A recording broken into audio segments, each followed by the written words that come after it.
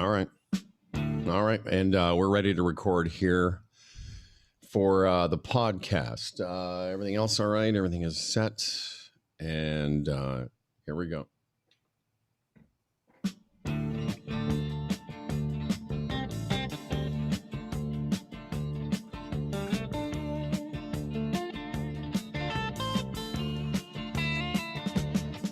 And welcome once again to another episode of Swing Thoughts.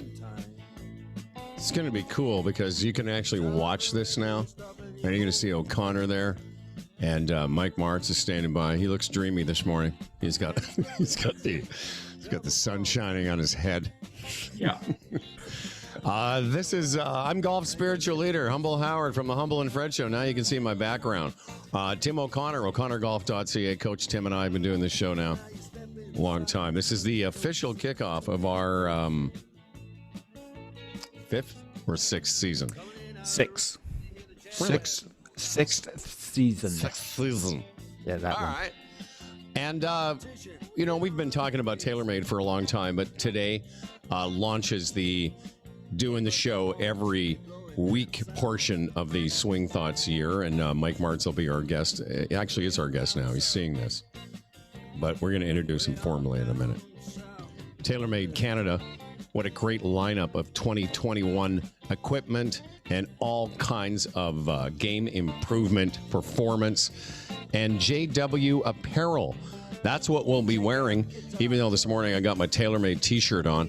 And I got my an old underarm hoodie thing going. I know, but you look the part now. You look like the wizened old mental performance coach. I've seen things, kid. I've looked in the eye of some of the best players in the world. As long as I'm not anyway, wizened and JW grizzled. Apparel, we're going to tell you all about that once we, get underway in the show. And, we're really happy. Want to just take a second and thank TaylorMade and JW Apparel for their support for the podcast, Season 6. We're excited. We got a bunch of things lined up that we think you're going to enjoy. Tim, you're all right. We're recording this, by the way, on the 2nd of April, which is Good Friday. You're pausing. Yes. Oh, is that? I'm pausing because this is the Roman Catholic. For effect. Yeah, just throw in some Good Friday stuff. Yeah, well, it's a nice sunshiny day. It's supposed to be gray and hurricane and locusts usually on Good Friday, but we'll take a nice day. So Good Friday is when Jesus was, can you say crucified? I don't know. I'm just quoting the Bible. I Sunday, go with though, executed, but okay. whatever. But I don't understand why it wasn't that great for him. Sorry. It's misnamed. Not so Good Friday would be my suggestion. And then, of course, everyone knows Sunday is the day that he comes back. People never talk about Saturday, though. And I have a theory about what happened on Saturday. Should we go into it, or are we best to just trust me? Oh. So Saturday, I was kind of thinking just better not to go there. I'm not making this up as I go along. Saturday, my theory's always been that the apostles are like, well, I guess that's it, and so they threw up Jesus' stuff on like Facebook Marketplace, and because they don't know, at the time they're just a guy. It's thousands of years ago. They didn't know. So Sunday, Jesus comes back and he's like, hey guys, I'm back, and the apostles are all like looking down, going, oh Jesus. They sold his rangefinder, and his Scotty Cameron's gone. He's like, "Where's my Scotty Cameron? Not my Scotty Cameron, you guys!" And they're all like, "Jesus, we didn't know his earbuds are gone." There you go. That's a joke. By the way, I've been doing that joke so long, guys, that originally it was on Saturday the apostles had a garage sale and sold his Walkman. All right. It's There Beach you Boys go. 8-track. Like, Mike, it worked every year that I've been doing that joke, and Fred always kids me because he's like, I can't wait for you to do the garage sale joke. I go, dude, it's Kijiji, and then it was this year it's Facebook Marketplace. All right, so let's Tim, why don't you do the honors? He's a friend of yours, and your swing coach. So why don't you tell us who this sweet gentleman is? Yeah, we're delighted to have Mike Martz on the show. Mike is he works officially out of the Ontario Golf Academy at Whistlebear in Cambridge. He's one of Canada's top coaches, fellow coach of a university team with the Waterloo men's team. I coached the university golf team, and he was one of Moe Norman's best friends and helped me enormously in the second edition of writing my book. So and he's also been working with me for a couple of years. So I just thought, oh, what the heck? Let's get Martzy on the show and at the beginning of the year and talk about some things like, how people can prepare for the season and different things like that. So pleasure to have Mike on the show. Thanks, Tim. Always great to be with you guys. I think this is about number 4, I think, with us. I was thinking that it's not the first time we've early on, Mike was a big supporter of ours and was gracious enough to lend us some time. Early on before the sensation that became Swing Thoughts, you were like, I'll just go with these guys. Anyway, I'm kidding. We're going to have a compilation coming out of Christmas, I think.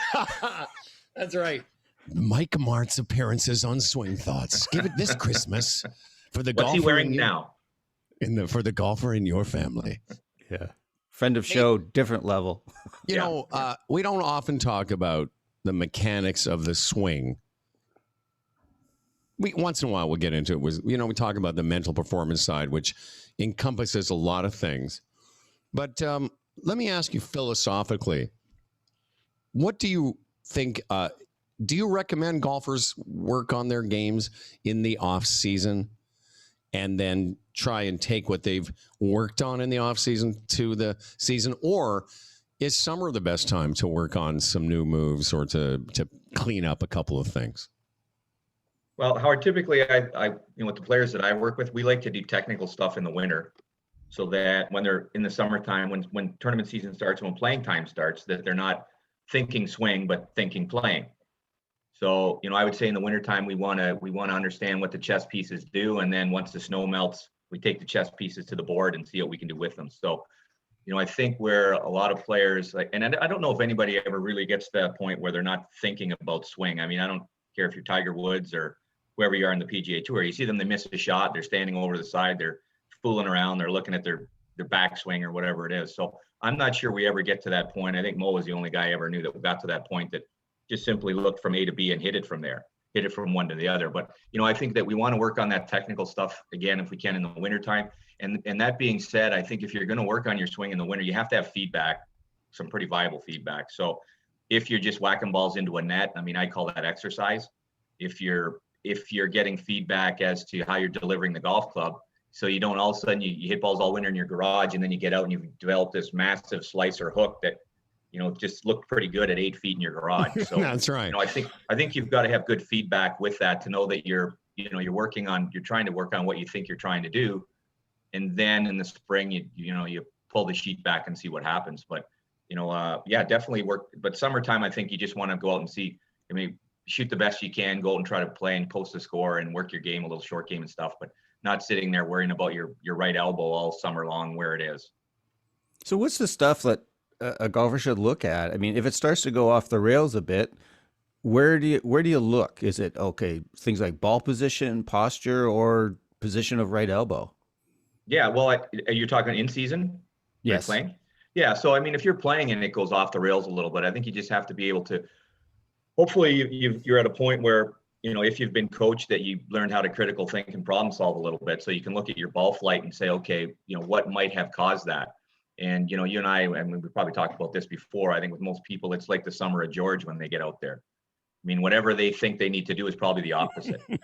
So I'm sorry. I just was thinking about what you're saying golf-wise. And I'm like, oh, yeah, I get that reference. Yeah. Please continue.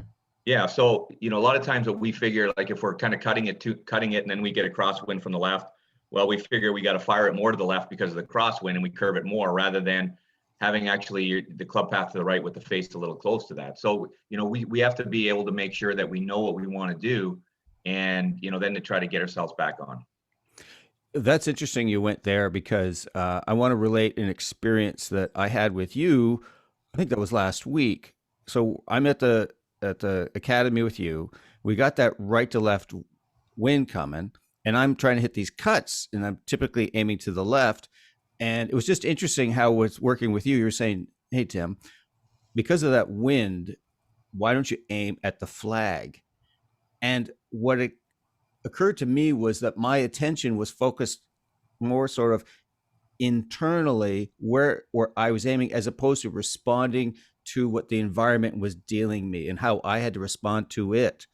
So my question to you is how much do golfers, I think there's a default to, here's what I need to do. I did this last Monday, so I'm going to do it today.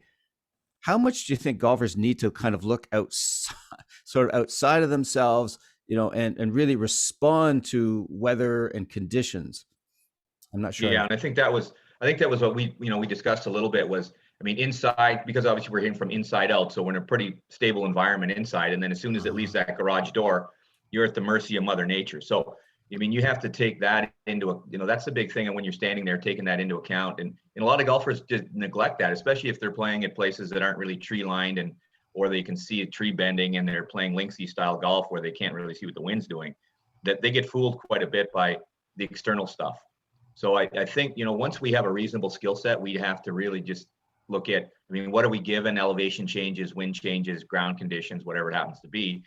Take those factors into account and then try to execute the shot that's appropriate. And then, that being said, unless we've never executed the appropriate shot, it's hard for us to do that as well. I want to back up a little bit and talk about how people approach the beginning of a new season. You said the summer of George. Every golfer, has this kind of honeymoon period every year. Timmy's playing his first round tomorrow. I've already played a couple of rounds, and I used to think, wow, man, you get out there at the beginning of the season, everything seems possible. It's like one great long first tee, just feel great to be alive and outside. And it's almost like your mistakes and faults and things you do shitty haven't caught up yet. Your head's very clear. Is there something in that kind of just, being in the present, not worrying too much about technique? Is there a way to kind of bring that forward sort of philosophically with us through the season? Yeah, I think with a lot of people when they go out the first time or two is because expectations are very low. Like maybe they haven't played, or especially this winter if nobody's been away, whatever happens to be, and you go out when you say, well, probably the greens are going to be lousy and the ground's going to be wet and it's got 3 layers on. Well, it's probably not going to be great today.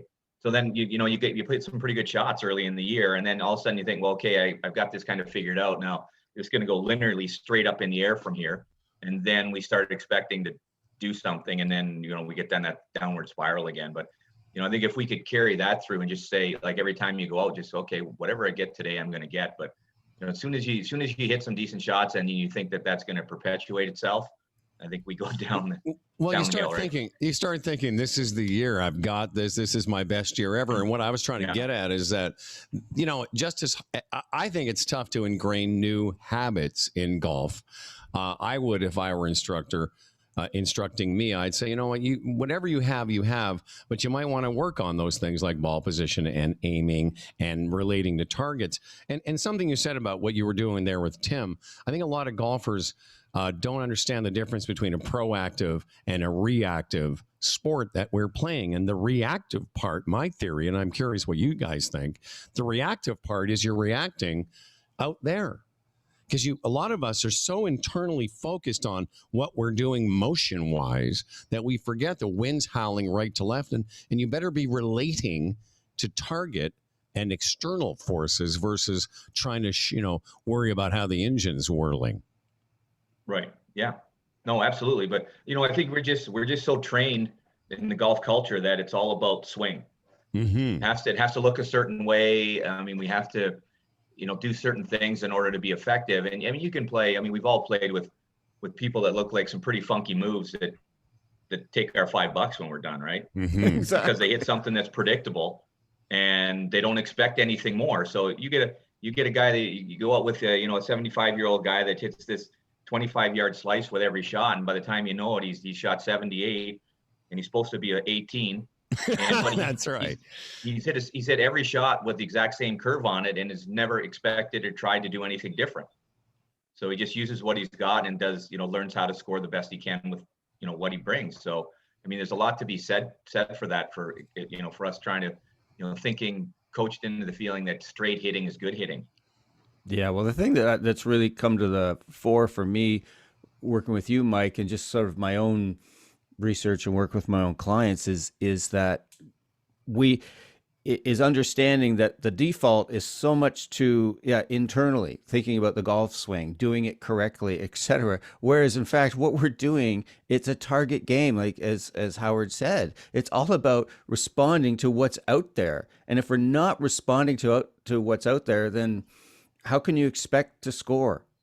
Because you're not gonna. It's all about what's the wind gonna do to this, the slope, the amount of precipitation, all that kind of stuff, and like we adapt to that. I mean, we've had Ed Collins on, our friend from Ireland. He talks about adaptability. That's what golf is that we're presented with this challenge, and then how do we adapt to it? So you can put a great golf swing on something, but if you pulled the wrong club and you're aiming in the wrong spot, it's all for naught anyways.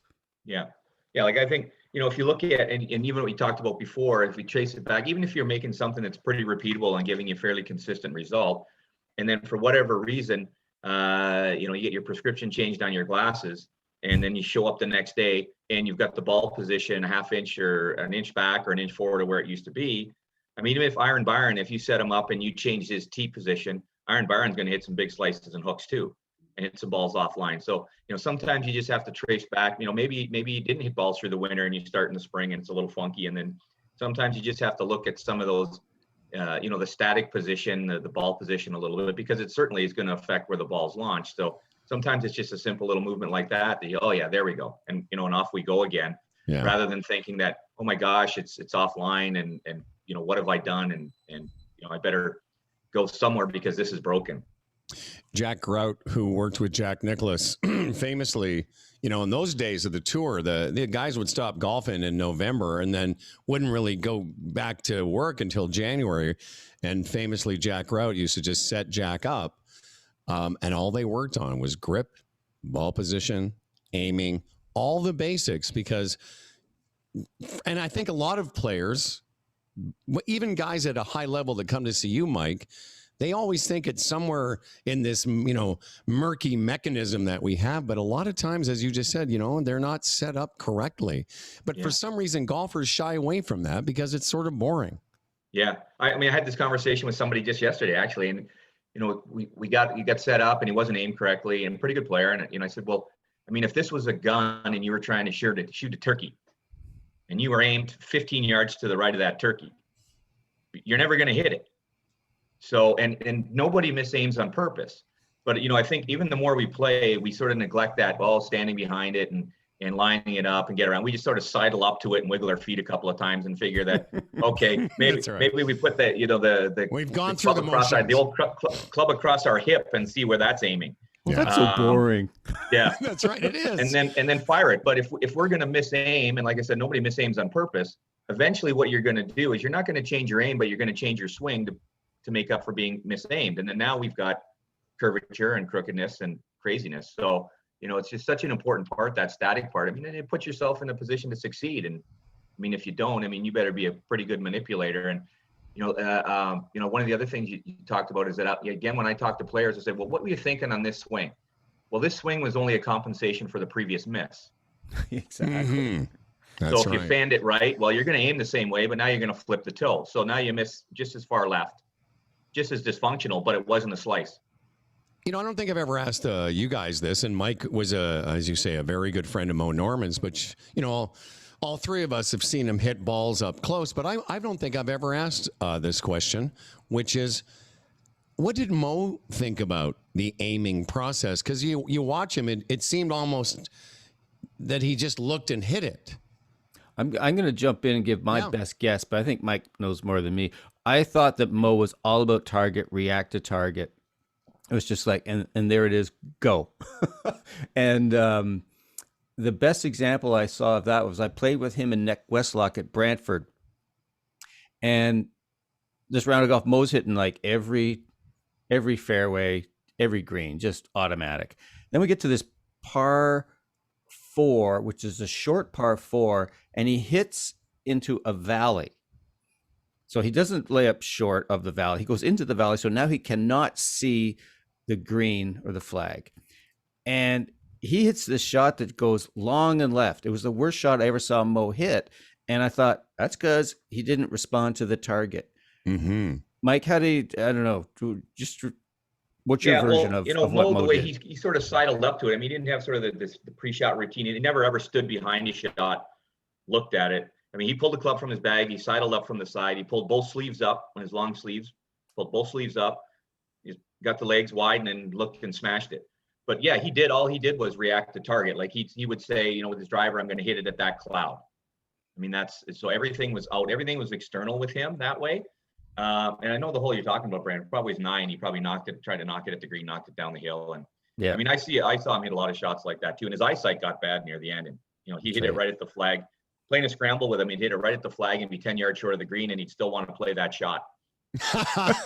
That's awesome. And I say, well, Moe, I'm on the green. Yeah, but I hit it right at the flag. Let's play this one. Okay, Hey, cool. hey, Mike, Well, I guess share kinda the story. Share the story about what Moe would say to you about Cataraqui. Oh yeah. Well, years ago there when I was hitting at a decent distance, he would say, you should come up with me and play Cataraqui. You could drive it on like 4 of the par 4 greens, no problem. And I said, oh yeah, well, so how long the par 4? He's like 320, except they're 320 and they're 8 yards wide. So he just thought that, well, if you could hit a 320, why wouldn't you just pull your driver out and knock it on the green here, right? Like I don't think he ever really, I mean, he saw how bad people, played in relation to the way he hit it. Yeah. But I don't think he ever thought that, like, why would you ever doubt your skill set? If you could hit it that far, why wouldn't you just tee it up and like Bryson DeChambeau, right? If you can hit it there, try to hit it there. That's sort of what he's trying to do right now, right? I mean, we can finish off before we let you go. We can maybe talk a little bit about, what your thoughts are on, the modern game. It's a big topic on social media the last few months about, is our distances wrecking the game and blah, blah, blah. But I was kind of getting at when I asked you about how Moe set up and how he related to target.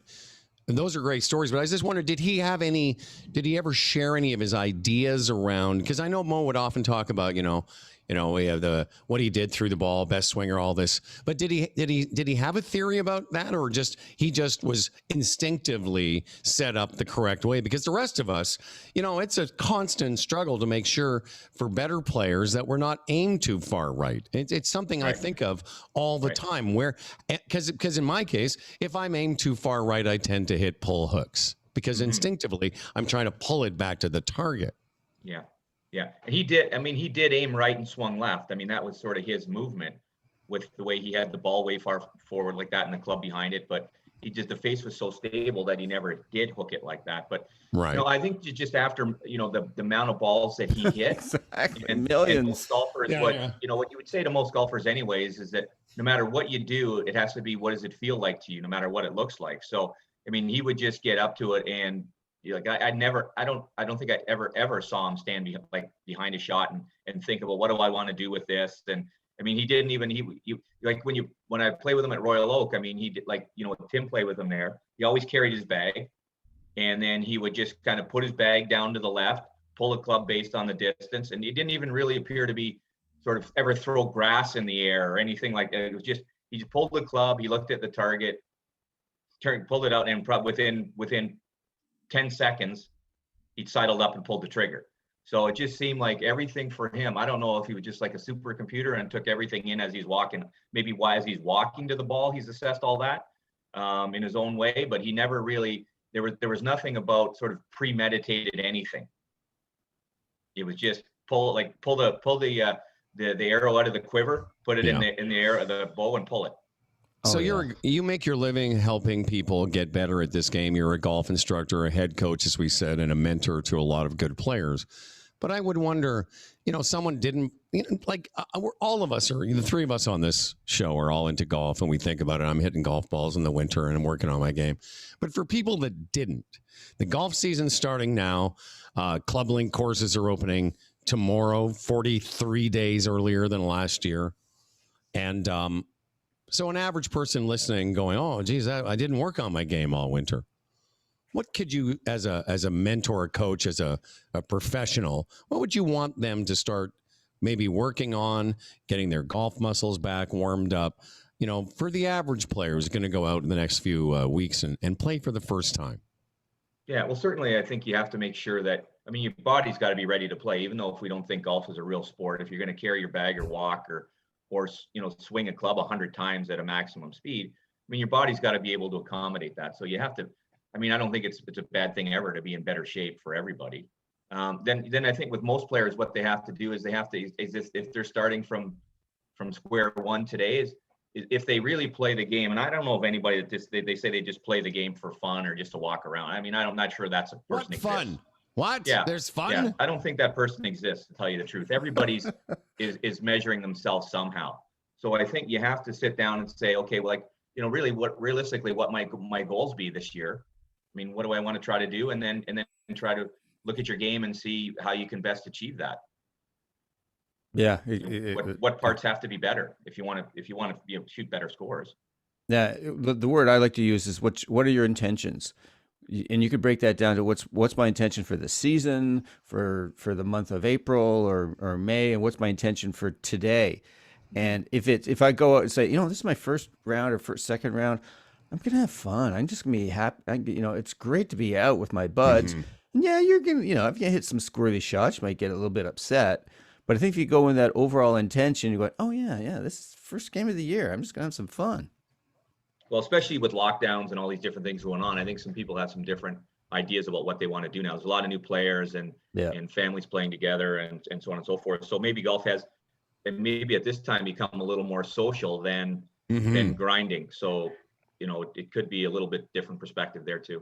Yeah, of all the things that happened in the month of March 2020 that you could have sort of gotten your head around the last 13, 14 months, I would have not, I don't think I could have predicted, or we could have predicted, the engagement in the game of golf, both by players already into the game and, as you say, new players, and maybe enjoying the game for different reasons.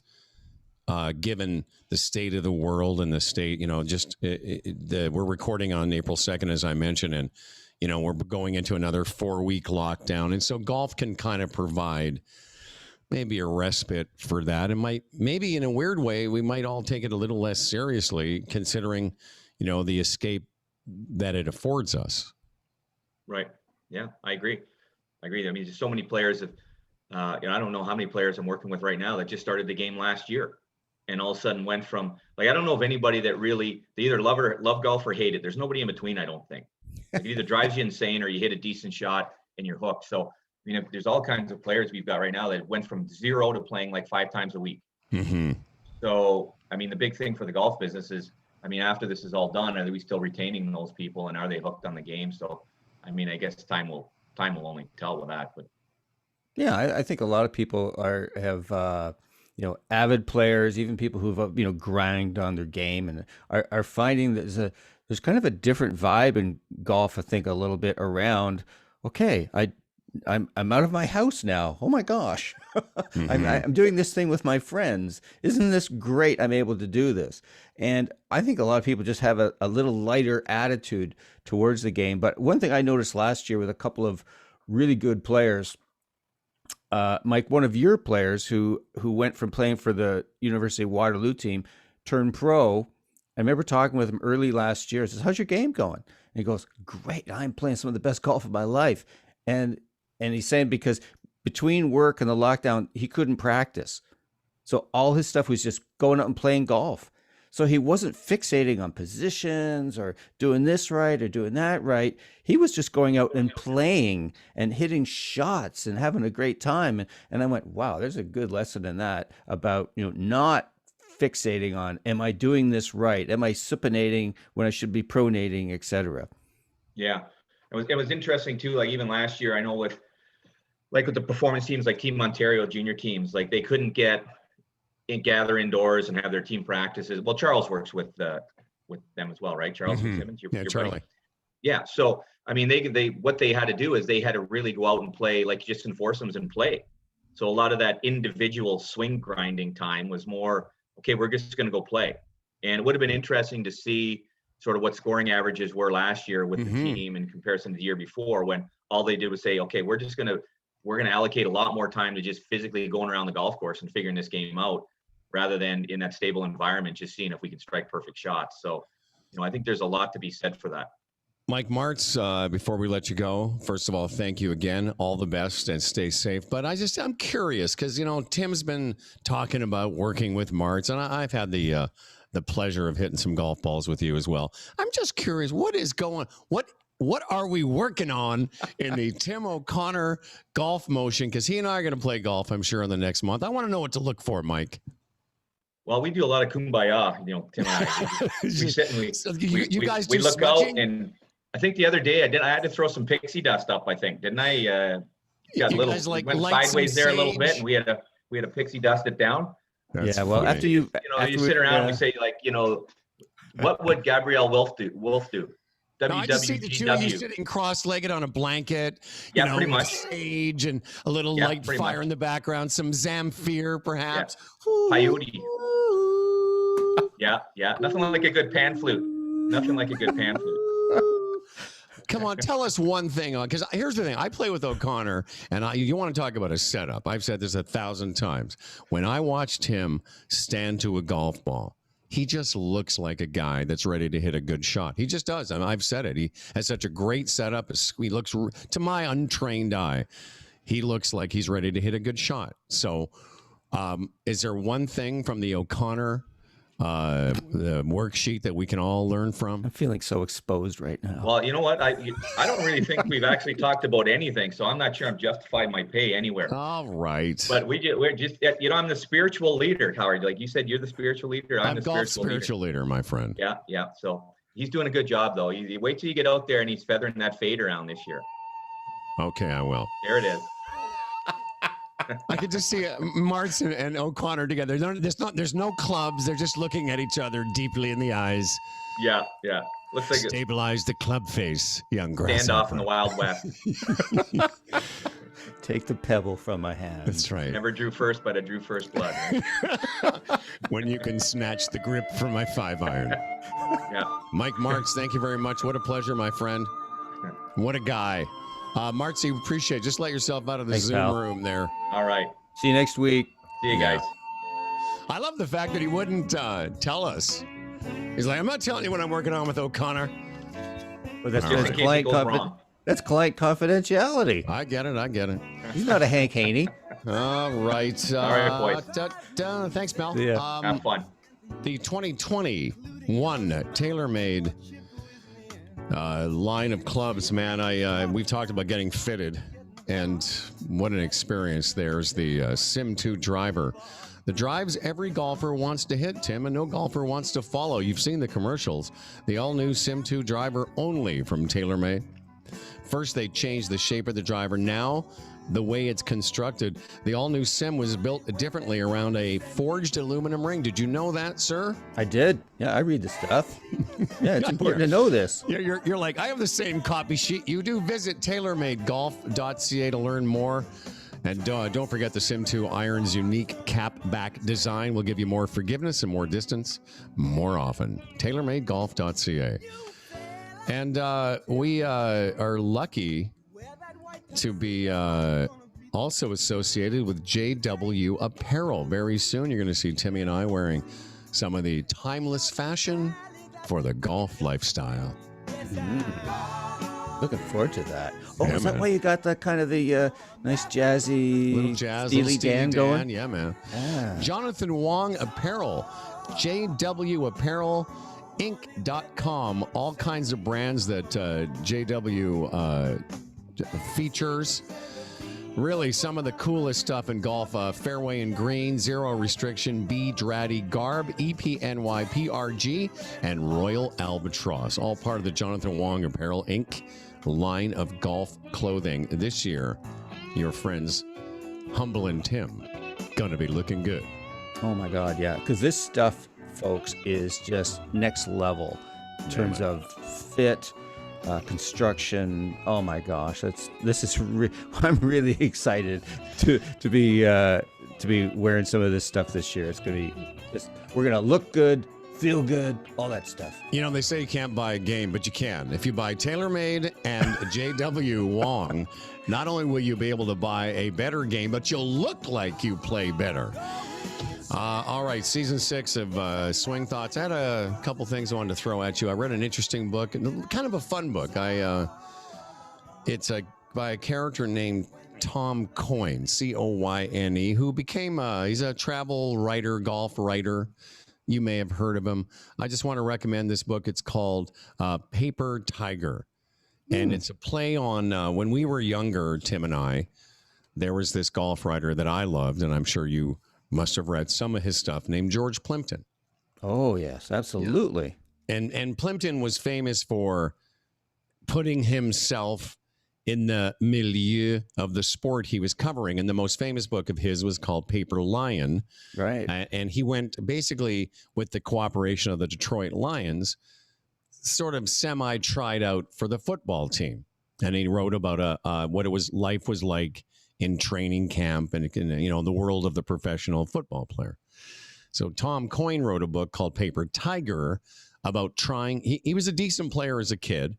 And at the time he wrote this book 15 years ago, he was in his late 20s, and he'd gone from being sort of a single digit to about a 12 handicap. And he had this idea, what if I went to Florida and spent a year trying to get ready for Q school? This was around 2003 or 4. So the whole book is all the things he did and his fitness, his golf instruction, and his tournament play. And he went from being about a 12 handicap to a scratch in a year.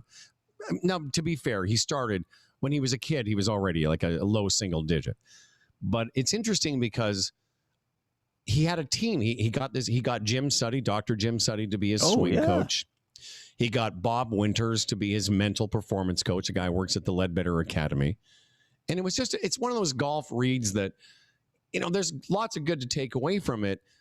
But overall, it was just interesting to see how he kept track of how many balls he hit, how much weight he was losing, and in the end, he was still shitty. It's the point. Like he never got to Q school. He went to the Canadian Q school. He went to the Latino America Q school, and he went to the Australia Asian Q school. And his scores were horrendous. Like at his everyday play, he could shoot par. But in tournament play, he never shot better than like 79 or 78. And he had a lot of 90s. But it's a fascinating glimpse into that world. And I only recommend it because it's a fun read. But like I say, it's very Plimpton-esque. Mm-hmm. You kind of put yourself, he immersed himself in the world of professional golf. And certainly for someone like me, I'll just speak for myself, where you kind of think, what if I quit my job and I went to live at Ledbetter's house and he got me a trainer and every day I would work on my game and after a year I would still not be any good. It was just good. I think for fans of ours, people that like this show, it's a great kind of get you ready for the season, but also to give you some realistic, information about what life is like for guys that try and play the tour. Oh, absolutely. And I know at least a dozen guys who've tried it. Do you really? Oh gosh, yeah. All kinds of guys who are like, like not close personal friends, a bunch of them, but like Warren Sy. Yeah. Like Warren Sy, one of Ontario's greatest amateur golfers. I say Canadian. Of all time. Yeah. Nope. Couldn't make it happen. And all kinds of guys. But I think that what we fail to understand when we're looking at elite athletes, elite golfers, is they have got their reps in at a high level of competition, and a lot of them since they were kids, like 9 and 10 years old. Like the Justin Thomases of the world, they've been having people watch them play in a tournament forever. And to me, I'm going to ask you about what you read in the Coyne book about the difference from playing a casual round or even a club tournament to teeing it up in a Q qualifying event. Like for Coyne, I'm just interested in what that experience was like for him in terms of like, because it's so radically different. Well, I'll tell you, I was just trying to find this part in the book where he describes the pyramid of golfers.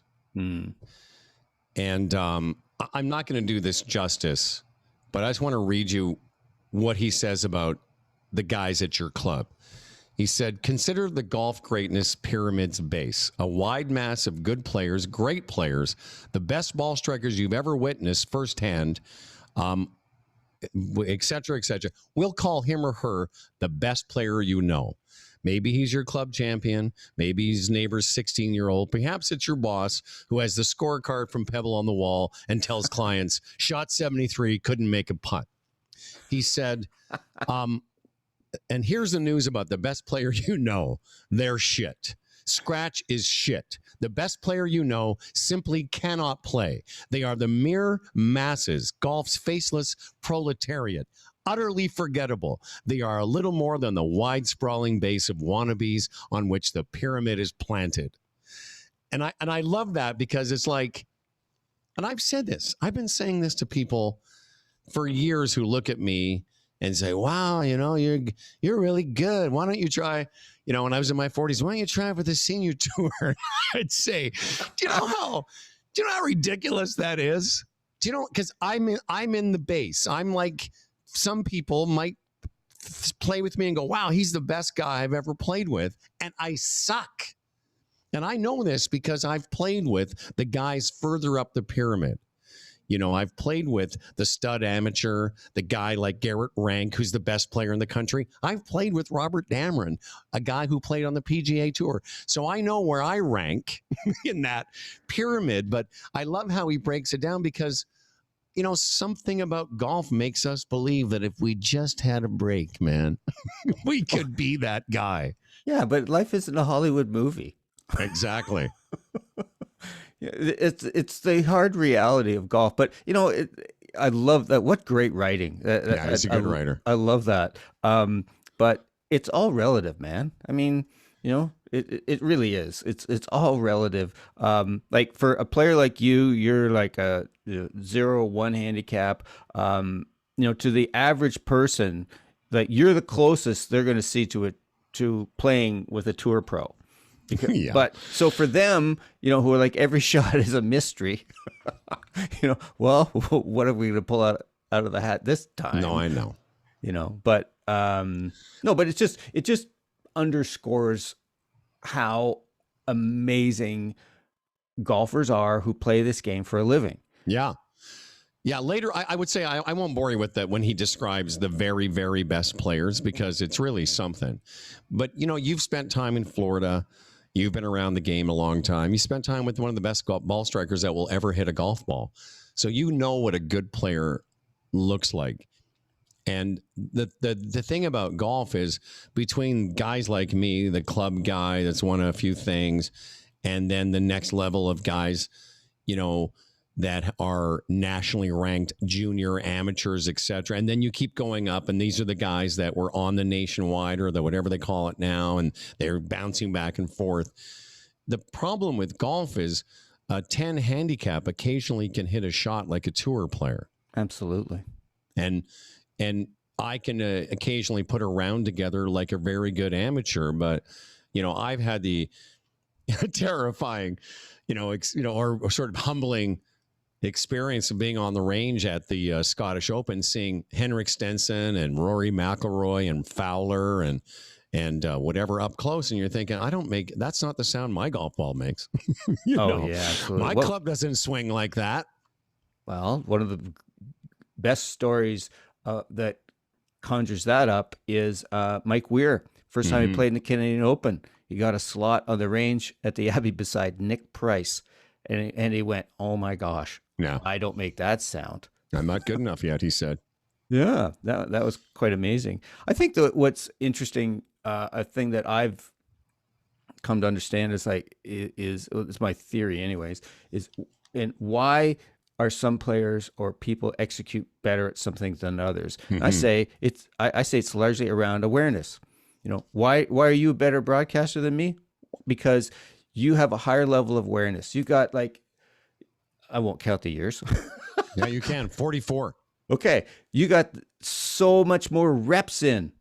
So you've been through all these different situations, which I like every once in a while, because we do this, in season once a week, and we do it 6 years, but that's like just nothing in comparison to 44 years of like Monday to Friday, you doing this thing. So you got this higher level of awareness. So anyone who does anything at an exceptionally high level has just so much more awareness. Mm-hmm.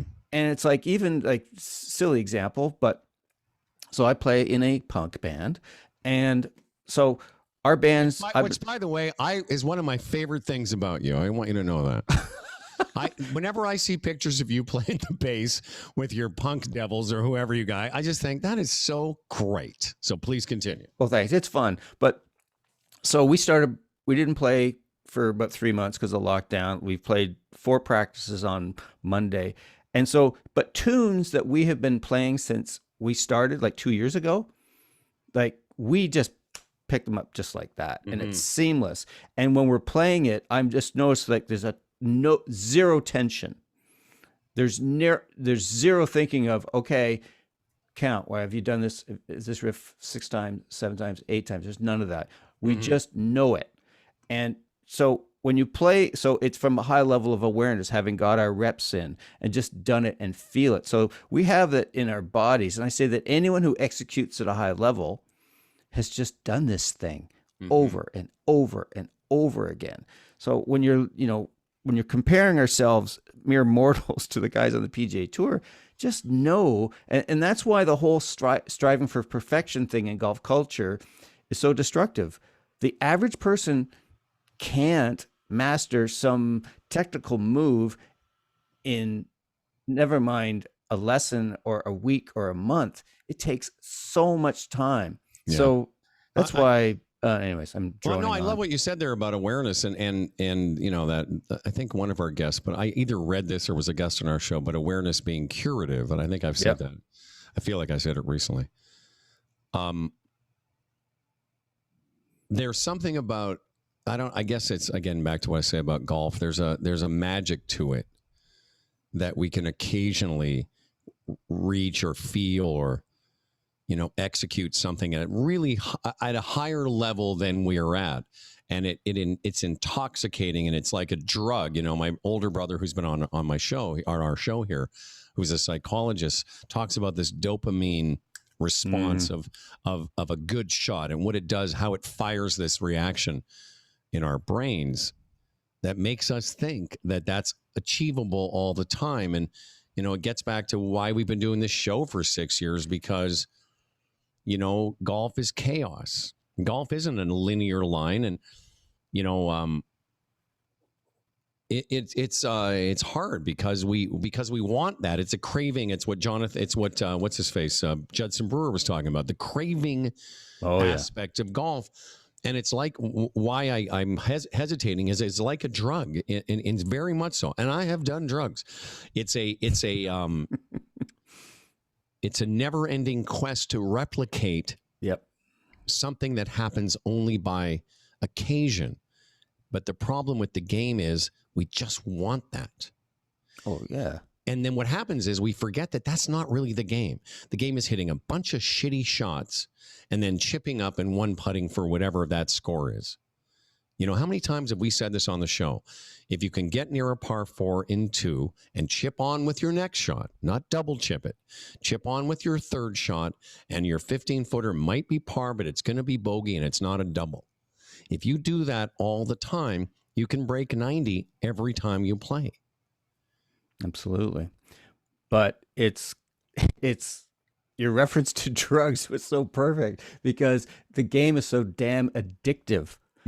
We hit, as you say, you on the front 9, and you're playing, maybe not playing that well, but just say on the 8th fairway, you just nut this 8 iron. It just feels so perfect. It looks good. You're holding your finish. You go like, oh, Nirvana. Exactly. Yeah, you start to ascend a bit, right? You just levitate a bit off, and your buddies go, if you don't stop admiring your shot, I'm going to bronze you. That's right. Oh, yeah, you're right. You're just sitting there posing, and part of it is just wonder and disbelief. Yeah, you just, it's like savor the moment. Oh, thank you, God. But anyways, but we so want that again and again. So what's the natural response? Oh, I know what I did there. Yeah. I let my right elbow fall in front of my right hip. I've got it. So the next time I have an approach shot, I'll let my right elbow fall in front of my right hip. And what happens? Doesn't work. Yeah. because something else, because as you're lining up for your next shot, let's say the ball is below your feet and you got shit to the right, you think, no, don't hit it to the shit in the right. Yeah. Well, that overcomes you, and this little move you just felt doesn't work. Well, because what happened on the 8-iron that you hit, that made you want to ascend, our brain wants to think of what happened when really it was probably you were reacting to the target, the situation, your 100%. awareness, your heightened awareness had you participate in the moment, et cetera, et cetera, et cetera. And so your swing happened naturally. And as you said, so now you think, okay, the next time I will do the same thing. But the next time it's different. The lie's different. The green's in a different spot. And that is why it's such a confounding exercise, sometimes in futility, because we can't replicate that one shot. We want to. I don't know what it is. And I've been reading, I was going to mention this new book that I got from reading the Tom Coyne book, but it's trying to replicate something that's not. What is replica? I don't even know if that's a word. What you can repeat is process, not outcome. Absolutely. Yeah. Yeah, absolutely. Well, I've been, speaking of books, it's so funny. I'm in, like earlier in the year, we talked about a book that's called The Constraints-Led Approach to Golf Coaching. And that's just led me down just such back into a rabbit hole of external focus, Gabrielle Wolf's book, just some other books. But the key piece being, as we were talking about with Martzy there, was golf is not this thing where you're trying to make this ideal motion. It's about that you have this environment out there.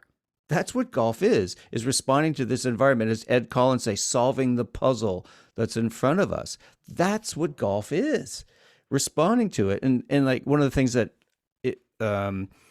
so there's a study done, I forget where it was in 40s or 50s, of basically these carpenters, these guys who are really good at hammering nails.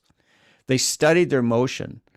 They don't make the exact motion over and over again. It's always different.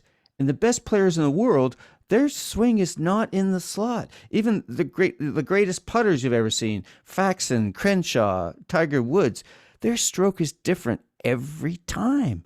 But their body is responding to their intention. I'm going to hit this kind of shot. I'm aiming at this side of the hole, and it gets done. It's not about flexing their left eyebrow. Well, no, I think what Mark, and I agree with you, what Mike said that was interesting too is Iron Byron for you younger golfers was a famous robotic golf machine that this I can't remember if it was the Ben Hogan company, but some company set this machine up to, test equipment, et cetera, et cetera. Even that, which has a repeatable robotic swing, if you move it a certain way, it will not hit the ball straight. Trying to hit the ball straight, as my mentor, best friend, and golf instructor, Paul Henrik, always says, trying to hit straight shots is when it will make you hit them crooked, because there is no straight shot, except for Moe. Yeah, the only guy ever. And even Moe had a bit of a tiny draw. Exactly. Yeah. Well, the ball fell left. And did you hear Martzy say about Moe lined up right? Lined up pulled right. The club, pulled it left. Swung the club left. So my point is, and I've been a victim of this. I'm always messing around, looking in my mirror upstairs and trying to think, okay, am I doing this right? But I went out and played 3 times in the last 10 days. Kind of really not, I'm working on a little things as everybody is, but I have enough reps in my body, and I'm a smart enough guy now that I know if I need to hit a 6-iron and it's windy and I only want to hit it 150 instead of the 175, I'm not making a mechanical move. I'm making a responsive move. Love it. Because that's different than my 6-iron downwind that I'm going to try and draw. It's more of a little low thing, whatever. So I play with guys, even recently I played with guys, you can see they're trying to make the same swing every time. And that is where I think a lot of us, butt heads with golf. Absolutely, because well, I've said this a lot. It's like making a good swing or a good stroke is completely useless. It's like it has nothing to do with golf. Yeah. But people have this thing like, well, I want to put a good swing on it. Really? Why don't you just sort of, okay, if you want to hit the front of the green and let it run up and just kind of say, what does that feel like to you? Yeah. And hit that.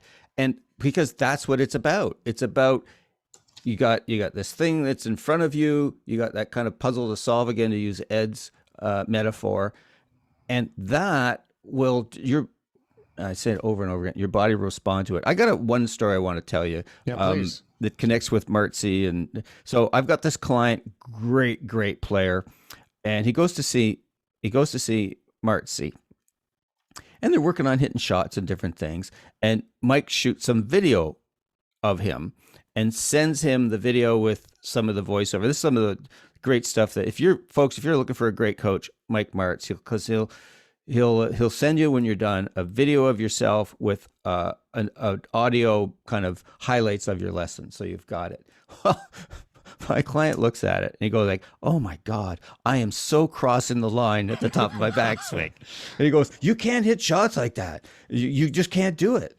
And so he phones me and we kind of get in this discussion about it. And I'm saying, okay, just be careful of going down that rabbit hole of trying to fix this. Yeah. So anyways, he gets out and he plays, and first his intention is not to cross the line. And then within a couple of holes, just screw it. I'm just hitting shots under par. He shoots under par with like not what he would say an ideal golf swing. And It was like, folks, because it's not about making an ideal swing. You can take whatever you've got. You look at some of the best players in the world we've ever seen. Jim Furyk, Lee Trevino, all that. You would not, or even Brooke Henderson, who's playing in a major this weekend. You wouldn't say teach people how to swing that way, but with the motions they've got, and there's a consequence of being a human being, they have immense talent. And when you respond to what's in front of you, you can actually play very well. But yes, you have to have some awareness around where you're aiming. No, but as far stuff. as those, like that player that you're working with, I mean, there again, it's back what you said about me as a broadcaster. There's enough reps in there. I listen back to the show sometime and I'm like, oh yeah, I guess I should have said that. But there's another show tomorrow. I've done so many. It's like I was reading in this. So Tom Coyne worked with this guy named Dr. Bob Winters, who's a pretty famous mental performance coach. Works with a lot of tour players. But one of the things he was saying is, and now I can't remember what it was. Oh, this is that older reps. High level. Not fixing your golf swing on the golf course. Golf swing. If I just go quiet, is that going to help, or should I just keep talking? How do we help each other in this, now that we're of a certain vintage of age? Do you know that our two ages combined are 125 or something? Well, I keep telling people my next birthday is the will you still need me? Will you still feed me birthday? It does. You know what? Here's what I would say about what I was going to say. It probably doesn't really matter. And maybe before the show's over, I'll remember where I was going with it, because I also wanted to mention a couple of friends of the show. And a couple of quick updates. Marty Chuck, who's a buddy of mine. Yeah. Someone that you know. He's the guy I went to his golf. I went and stayed with him last winter when I had the heart trouble in Phoenix. And Golf Digest named Marty's golf school one of the top 10 in the country. Wow. Top 10? Something like that. It was on a Golf Digest list of the best places to go to golf school. In a big country like United States, there's a lot of good people. Wow. And Marty, who is just one of the, you recommend Mike Martz. Well, I could tell you, when the pandemic finally is in our rear view mirror, you can't have a better experience than go work with Marty in Phoenix. And another friend of the show, I was interesting last week, is I really found the WGC Del blah, blah, blah super boring. But it's tough. You got four guys. You have a bunch of TV to do. So I watched the whatever that was, Corrales, Punta Cana, Oh yeah, And Joel Damon Damon won. Great guy. Really, Oh, I like yeah. him. Everyone I follow, rooting for him. yeah, I follow him on social media. Him and Max Homa, they're all buddies. But it was cool that Mike Gligic Yes. had his best ever finish on the PGA Tour. Been on this show. There's a tour player that this club bum has played with, and I couldn't have been happy for. He had a kind of it's a tough finish. He finished bogey par bogey to finish in a tie for fourth. But what a great kid, tailor-made guy, and good on him. Yeah, absolutely. I still can't remember what I was going to tell you. Doesn't matter. Well, maybe what you're going to tell us that we need to find. We need to find. I know what it was. Go ahead. Yeah, I remember now, but I'll remember. Go ahead. I was going to say we need to find a sponsor that has memory products because we're of a certain age. There's some Swing Thoughts brought to you by Kinko Biloba. That's it. Kinko. That's it. Some kind of Kinko. root thing. Yeah. Howard's taking Kinko Biloba to counteract the effects of age and marijuana. What I was going to say is that I can listen to a show or listen back to the Humble and Fred show and pick out a thing or two that I didn't like. But what I know is that after 44 years, there's another show tomorrow. I've done thousands of them. And my point about that is to finish off the idea of expectations and tournaments and playing in your club championship. And this was part of what I read in Dr. Winter's book. These guys, like you mentioned, tour players, Justin Thomas, all these kids have been playing hundreds of golf tournaments since they were 7. They've been in many, many situations. So to your point about, feeling it in your body and reacting to external stimuli, well, they can do that because there are very few situations in a golf tournament or in a golf round that they haven't been in before and excelled and have a memory of, this shot, this is how I play this. But it's also feeling as they're coming down in a tournament. Like we always talk about, most people don't practice their short game until the night before the club championship. But it's being in the club championship or in your Saturday morning money game.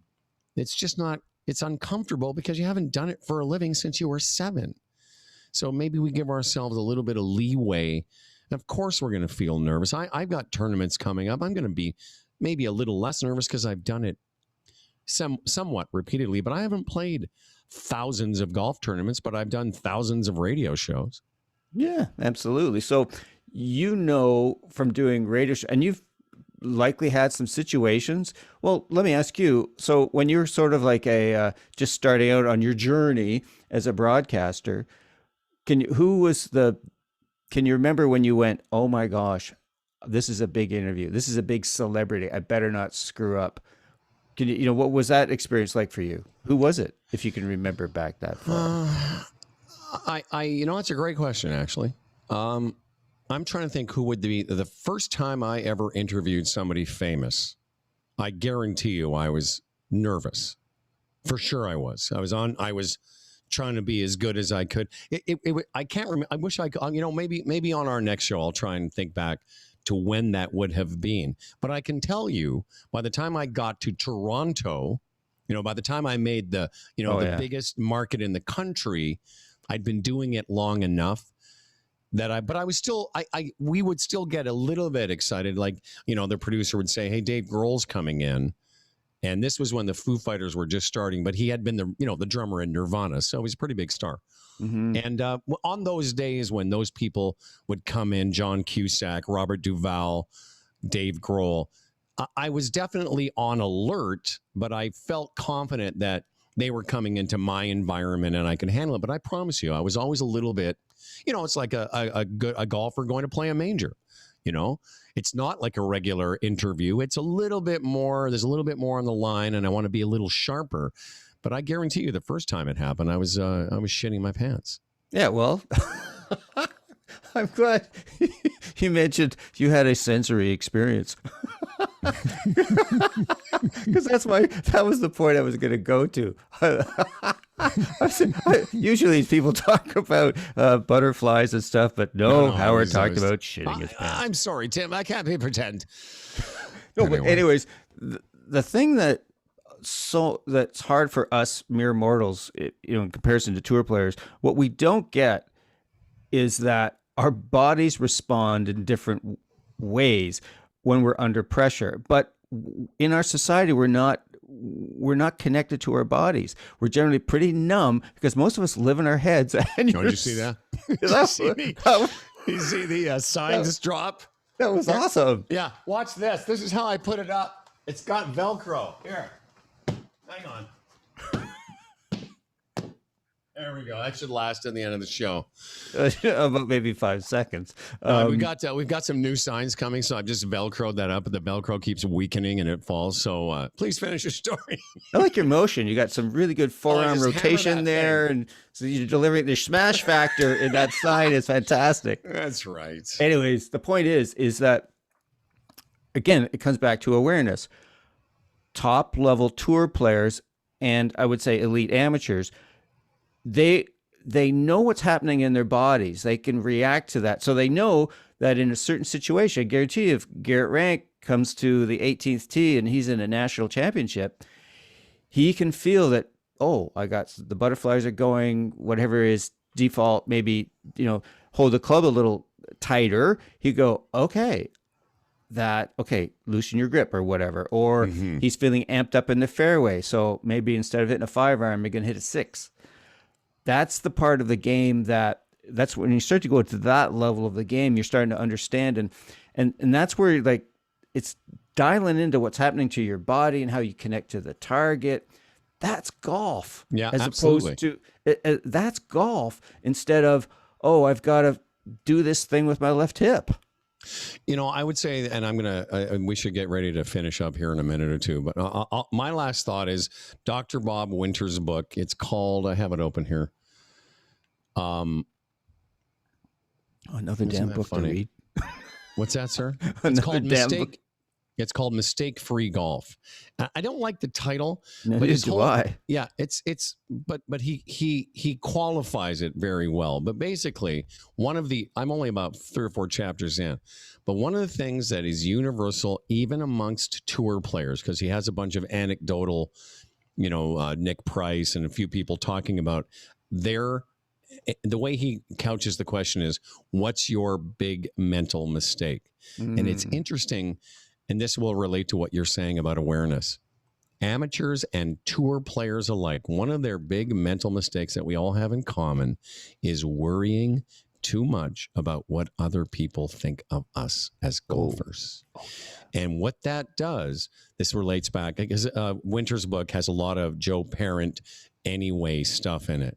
Even at the highest level, tour players, I was surprised by some of the players that he talks about in the book who under pressure hit shots they're not ready to hit. And I was like, wow, those guys feel the same way we do. To your point about awareness, if you're on the first tee of the club championship, a lot of those nerves, obviously you're worrying about a lot of things, but one of the things I think if you really dig not that deep, most of us are worrying about how we're going to do, how we're going to show up, what are other people going to think of me? And I can tell you from being in provincial tournaments, when I came back to golf, I didn't realize until about 2015 or 16 that they now had a scoring system where other people could see how you were doing online. Yeah. I've told the story about shooting 92 in the mid-am and having a dozen messages, are you okay? But but I can tell you that I really resonated with me that part of the key to awareness is being aware that you can't control what other people are going to think or do in golf. And that's why I like this book so far, because he talks a lot about, making part of your process to just clear that away. And the more you can be in the moment, not thinking how I look, what do people think? And as opposed to what you're saying, what's the shot here? And that's a question he always says, what's the shot here? I know Carl has said that, but really, it really is about what Morris said. The better questions you can ask your brain, the better results you're hoping you'll probably have. Yeah, and being concerned what people are going to think of us, that's not weak character. We all do it. We're social beings. I mean, we're in this community of other people. I mean, at one stage, making judgments about other people and wondering what that kept us alive because, you saw another person from another tribe. Well, those people want to kill me. But it doesn't really serve us now. But so you're not weak to have this, totally natural, but it's how we respond to it. Again, awareness. I'm standing on the first tee and I'm starting to think, I hope I don't duff it and look like an idiot. Oh, how does that thought serve me? It doesn't. Yeah. So I'll just park that. So I'll bring my attention back to, say, breathing or feeling something or just looking around. It's using our awareness to redirect our thoughts. Yeah. And he says that, interesting you hit on that, because he said everyone has those thoughts. Exactly. It's what you do with them and how you choose to either focus and get obsessed with, like the first tee jitters, whether it's the club championship or a provincial event or just tomorrow when you play for the first time. Like, what are you thinking about it? Rotella said it back in 95. If you're not thinking about the target and sending a ball toward that, really, there's nothing else that matters in that moment of activity. I mean, the rest of the time, you can do what you want. Let's thank Mike Martz. Let's tell everyone to go to o'connorgolf.ca. Of course, the Humble and Fred Show, continuing on now into year 10 of a podcast. And, of course, thank you very much to TaylorMade Golf once again as the 2021 Swing Thoughts season gets underway, and JW Apparel Inc. Go check them out online. Any final thoughts there, smart guy? No, this is fun. I think in terms of our, if we're looking at the Swing Thoughts season as a golf round, I think we're about. I'd say even par. Really, it was that good. Oh, I think so. I think we had a couple moments there, like when I had a bogey there when I couldn't remember what I was going to say. Yeah, but I just so love that. Here's a veteran of 44 years of broadcasting, and we get to a point where, Tim, I have no idea what I'm talking about. And the funny thing is, as I was constructing the sentence, I'm like, I don't know where this is going. Help. How is that different than any other show? No, I know. Well, listen, we'll see you all next week as the season is underway with a nice even par. We should do that. We should rank every show at the end. I feel like we shot 72. And it wasn't an easy course, first time of the year. No. All right, we'll see you next time.